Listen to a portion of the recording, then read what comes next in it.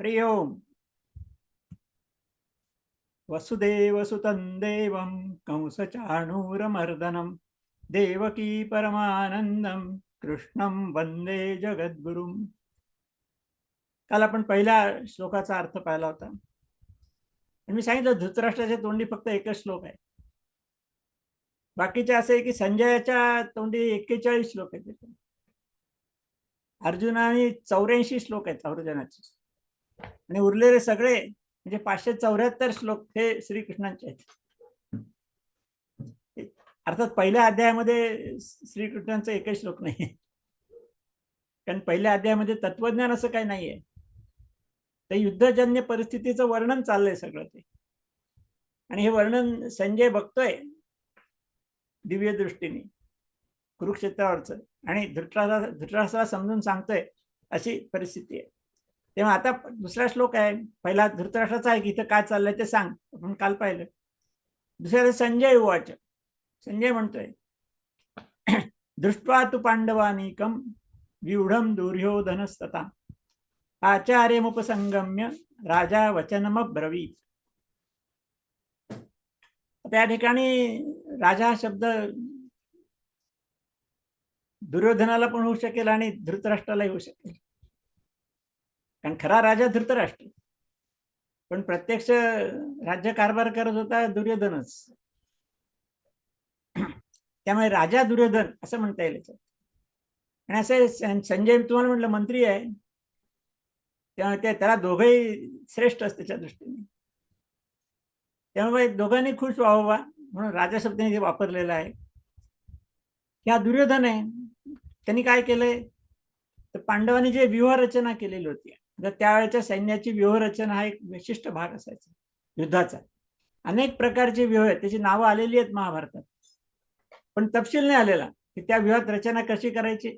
चक्रव्यूह आपल्या सगळ्यांना माहिती, तसे अनेक प्रकारचे व्यूह आहेत आणि ते सारखे बदलत होते. म्हणजे कौरवांकडनंही त्यांची व्यूहरचना असायची, पांडवांची पण असायची, आणि मग ते एकमेकाचे व्यूह भेदायचे वगैरे, असं त्यावेळेचा युद्धाचा भाग होता. तेव्हा आता या ठिकाणी दुर्योधनाने पाहिलं पांडवांची सैन्य सगळ्या, त्यांनी व्यूहरचना केली होती पांडवांच्या सैन्याने, ती पाहिली दृष्ट्वा, त्यांनी पाहिली दुर्योधनाने. आणि मग तो कुठे गेला, आचार्यांच्याकडे गेला, द्रोणाचार्यांकडे गेला. आता भीष्माचार्य होते उपस्थित, सर्व वयस्कर म्हणजे भीष्माचार्य, ज्येष्ठ श्रेष्ठ धनुर्धर, अत्यंत पराक्रमी. आणि भीष्माचार्यांचं वय त्यावेळेला 120 वर्षाचं होतं महायुद्धाच्या वेळेला, आणि त्यावेळेला ते सुद्धा अपराजित योद्धेच होते, त्यांना कोणी पराजय करू शकत नव्हते, इतके त्याचं सामर्थ्य होतं. आणि त्यांना सरसेनापती केलं होतं दुर्योधनाने. आता गंमत अशी की त्यांचा ओढा पांडवांकडे जास्ती, कारण पांडव सच्शील होते, चांगले वागणारे होते, आणि भीष्माचार्य तसे, त्यामुळे त्यांचं आकर्षण तिकडे जास्ती होतं. पण कसं आहे, त्यांनी प्रतिज्ञा केली होती, भीष्म प्रतिज्ञा, आपण नाव ऐकलं सगळं. ती पण कथा आहे, पण तिने सांगत आता की मी या राज्याचं संरक्षण करेल, प्रत्यक्ष राज्यावर बसणार नाही. ती सत्यवती होती, तिच्या मुलांना मी राज्यावर बसवेल, मी काय राज्यावर बसणार नाही, पण राज्य सगळं मी सांभाळेन, हस्तिनापूरचं राज्य मी सांभाळेन. ही प्रतिज्ञा घेतली होती, म्हणून ते हस्तिनापूरचं राज्य सांभाळण्याच्या नादातच होते. भले धृतराष्ट्र राजा होता, दुर्योधन सगळा कारभार बघत होता, तो वेडावाकडा वागत होता, पण तरी देखील त्याने प्रतिज्ञा घेतली होती की मी राज्य सांभाळेल, आणि म्हणून ते त्या बाजूला होते, पण मनाने ते पांडवांच्या बाजूला होते. पण तरी देखील लक्षात घ्या, त्यांची प्रतिज्ञा इतकी कडक होती की ते सरसेनापतीपद स्वीकारलं त्यांनी, आणि पांडवांच्या विरुद्ध लढले. कित्येक वीरांचा त्यांनी संहार केला की पांडवांच्या विरुद्ध, आणि शेवटी त्यांनी उद्या मी पांडवांना नाश करेल अशी प्रतिज्ञा घेतली होती त्यांनी. त्याच्या दुसऱ्या दिवशीच त्यांना मग शरपंजरी पडावं लागलं. ती बघू नंतर घटना, आपल्या वेळ मिळेल तेव्हा ती गोष्ट बघू आपण नंतर. पण म्हणून दुर्योधन त्यांच्याकडे नाही गेला, आणि त्याला माहित होतं हे आता आपल्या बाजूनीच आहे, किती मानसिक दृष्ट्या असले पांडवांच्या बाजूने, तरी आपले सरसेनापती आहेत, तेव्हा त्यांना काही प्रश्नच नाही. त्यांनी स्वीकारलंय सरसेनापतीपद म्हटल्यानंतर ते आपल्या बाजूने चांगले लढणारच आहे, म्हणून तो गेला द्रोणाचार्यांकडे. आता द्रोणाचार्यांची कथा पण अशीच आहे. द्रोणाचार्य दोघांचे गुरु, कौरवांचे पण गुरु, पांडवांचे पण गुरु. पण त्यांचाही कल पांडवांकडे जास्ती. अर्जुन त्यांचा सगळ्यात आवडता शिष्य, तो होताही तसाच, त्याच्या जोडीला कोणी नव्हते शिष्य, पण ते जास्ती आवडता होता. आणि कौरवांपेक्षा पांडवांकडे त्यांचा मानसिकता तिकडे होतीच. म्हणून त्यांना भेटायला गेला अर्जुन पहिला त्यांच्या समोर. श्लोकात तेच म्हटलंय की अर्जुन त्यांना भेटायला गेला आणि अर्जुन म्हणाला. इथं तो श्लोक संपला. काय म्हणाला ते पुढच्या श्लोकात दिलेले आहे, ते आपण बघू. पण द्रोणाचार्यांकडे जाण्याचे देखील वैशिष्ट्य आहे की पांडवांचा सेनापती धृष्टद्युम्न,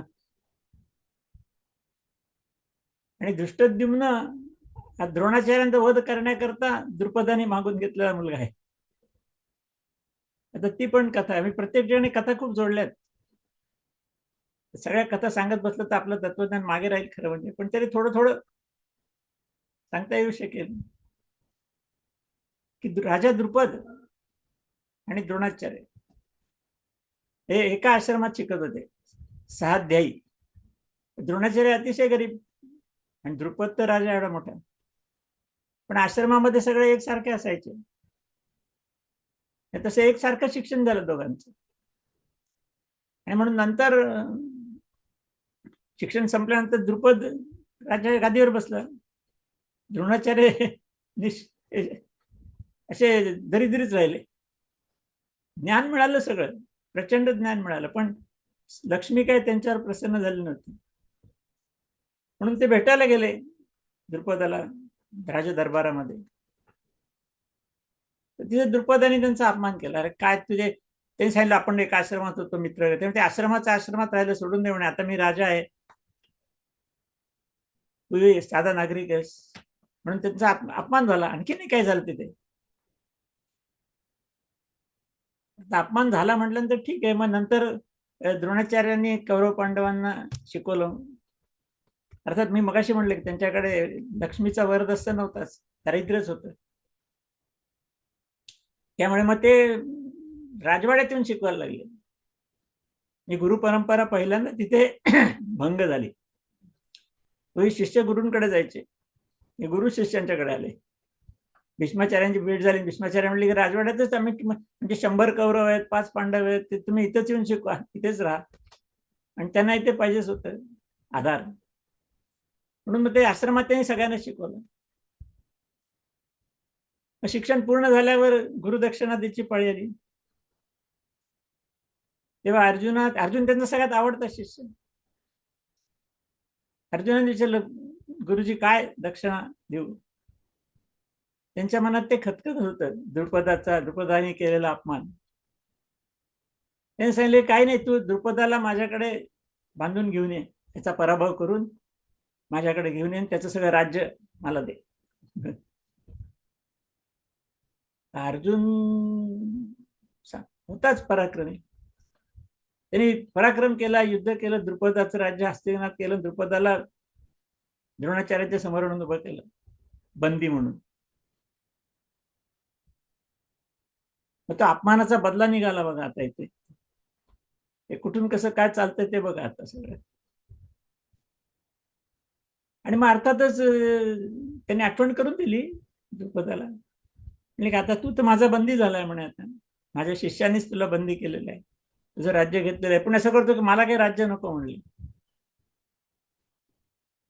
मी ब्राह्मण आहे, मी कशाला राज्य करणार, त्यामुळे मी तुझं राज्य तुला परत देतो. मी दिलेलं राज्य आहे असं समजून तू ते राज्य कर. म्हणजे मग तिथं तो अपमानित झाला. हे एकमेकाची लढत आणखीन चालली आहे पुढे पुष्कळ. तो द्रुपद गेला, राज्य सांभाळायला लागला, पण त्याच्या मनात डिवचून होतच. त्याने थोडं तप केलं, यज्ञ केलं, यज्ञ पुरुष प्रसन्न झाला, आणि त्याने तुला काय पाहिजे, त्याने सांगितलं की मला द्रोणाचा वध करणारा मुलगा पाहिजे, असा वर मागितला. आता वर तेही सांगितलं वर माग म्हणून, तरी वर मागितलं, देणं भाग आहे. आणि मग तो त्या ठिकाणी त्या अग्नीमधूनच दृष्टद्युम्न बाहेर पडला, हातात धनुष्यबाण घेऊनच. हा तो दृष्टद्युम्न की ज्याचा द्रोणाचार्याचा वध करण्याकरता मागून घेतलेला आहे द्रुपदाने. आणि हा दृष्टद्युम्न पांडवांच्या सैन्याचा सेनापती. आणि त्यांनी सगळी रचना केली होती युद्धाची, ती सगळी पाहिली आहे. आणि त्याचं वर्णन दुर्योधन करतोय आता. हे सगळं त्यांना आता द्रोणाचार्यांना आठवण करून द्यायची, थोडंसं डिवचायचंय त्याला की बघा. आणि आता आणखी नाही काही, दृष्टद्युम्नाला शिक्षण सगळं द्रोणाचार्यांनी दिलं पुन्हा. द्रोणाचार्यच त्याचे गुरु. त्यांना माहित होतं, हे सगळे अंतर्ज्ञानी लोक आहेत, त्यांना माहित होतं की आपला वध करण्याकरता हा आलेला आहे. पण शिक्षण सगळं त्याला त्यांनीच दिलं, युद्धाचं शिक्षण. म्हणजे काय त्या सगळ्या लोकांची मनस्थिती होती, आपल्या कल्पनेच्या पलीकडची आहे. तर ठीक आहे, आपण आत्ता इथे थांबूया. अजून काय म्हणाला ते पुढच्या श्लोकामध्ये आहे, ते आपण उद्या बघू. हरिओम.